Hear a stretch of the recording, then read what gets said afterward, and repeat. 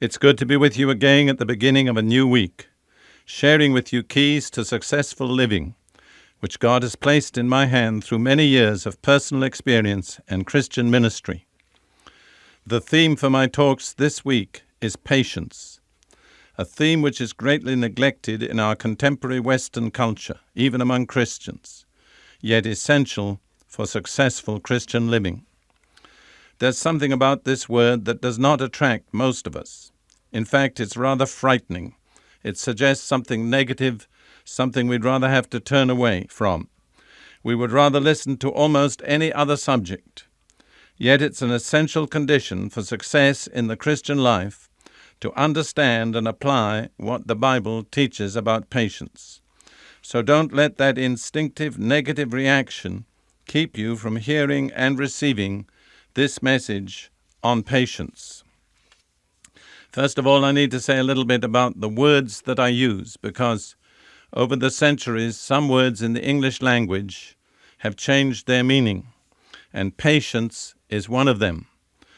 Many English-speaking Christians have their foundation of Bible knowledge from the King James Version. And in the King James Version, what we call patience today was then called long-suffering.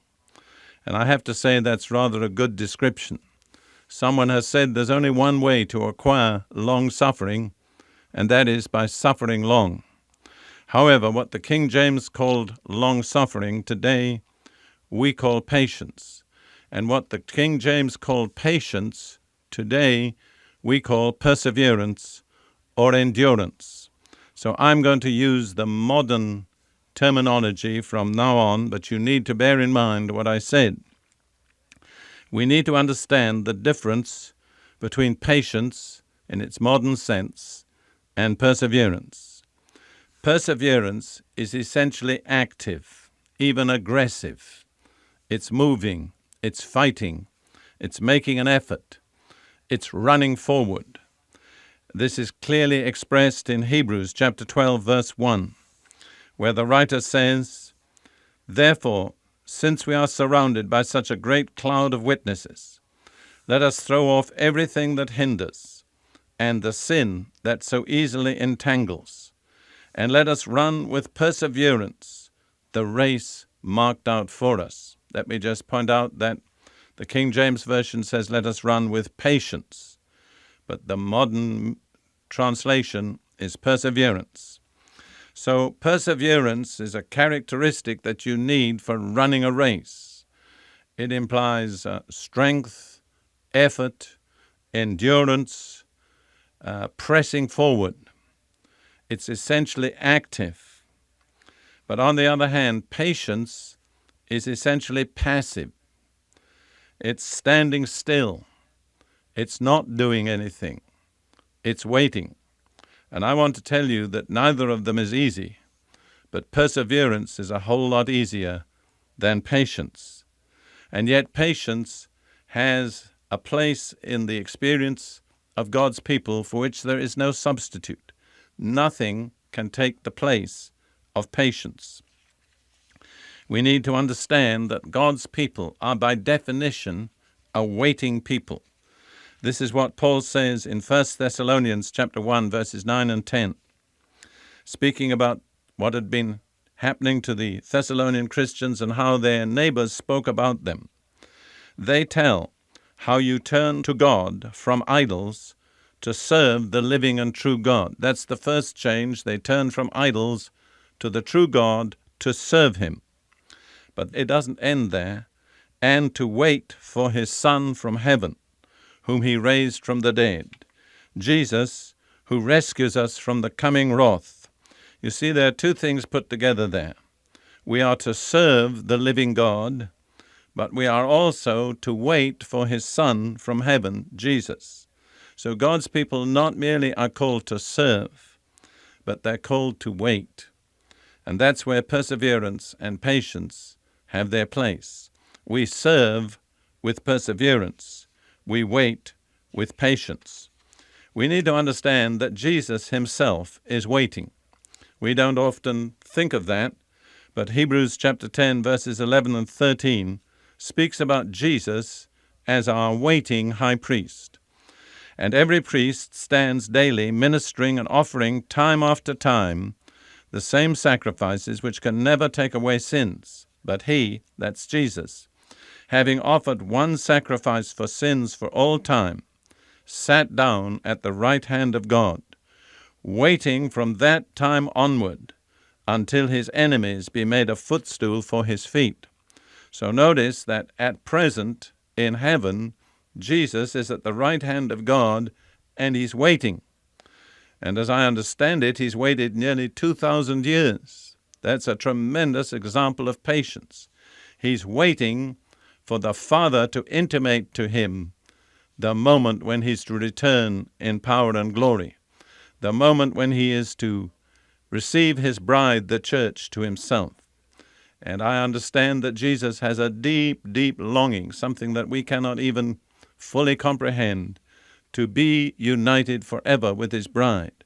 But he exercises tremendous patience. He does not go ahead of the Father's timing. One of the essential features of patience, which I'll be emphasizing several times, is that we observe God's timing. God is the conductor of the orchestra, and we watch his baton. You see, an impatient violinist in an orchestra could spoil the whole thing by being even one fraction of a beat ahead of the score.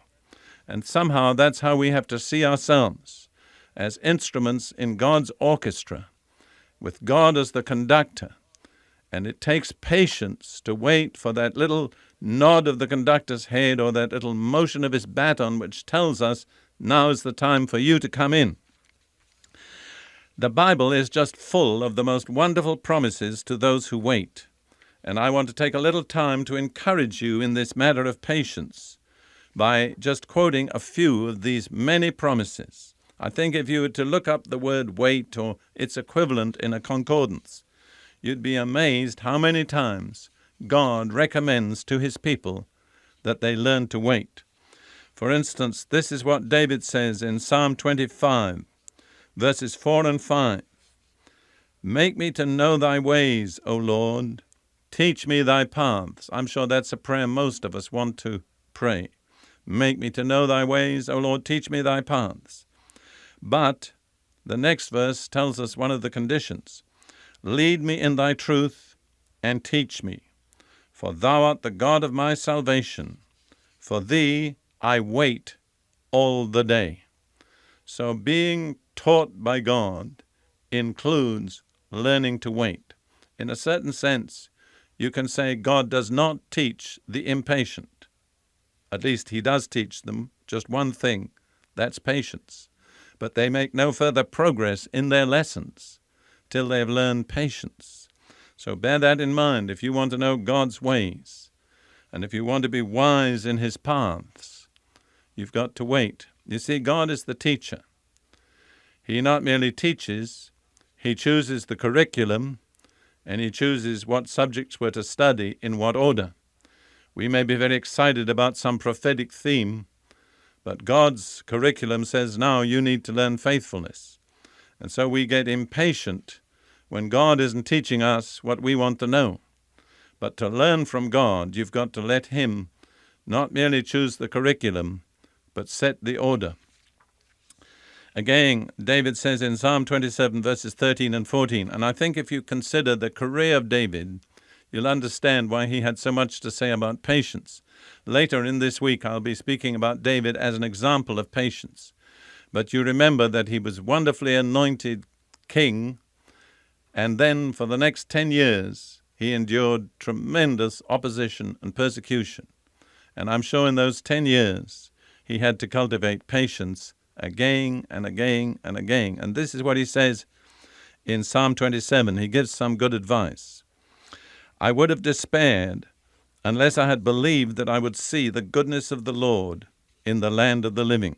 He was faced with a situation in which there seemed to be no hope. He was just overwhelmed by the pressure of despair. But then he comes out with this counsel. Wait for the Lord. Be strong and let your heart take courage. Yes, wait for the Lord. So what do we do when everything seems to be against us, the pressures are mounting, we can't see a ray of light anywhere, everything is dark and negative, one of the things we have to do, which is perhaps the hardest, is just wait. Wait until God chooses to intervene on our behalf. Don't jump the baton. Don't move ahead of God. God has got the situation under control, and He will move on our behalf, but He'll move in His time. And for us to enable Him to do that, we have to be waiting. And then there's this wonderful description of God in Isaiah chapter 64, verse 4. Since ancient times, no one has heard, no ear has perceived, no eye has seen any God besides you. He's the only God. And then it specifies one particular characteristic, who acts on behalf of those who wait for Him. Remember, He's the only God. You can trust Him. He's omnipotent, but He acts on behalf of those who wait for Him, those who are patient.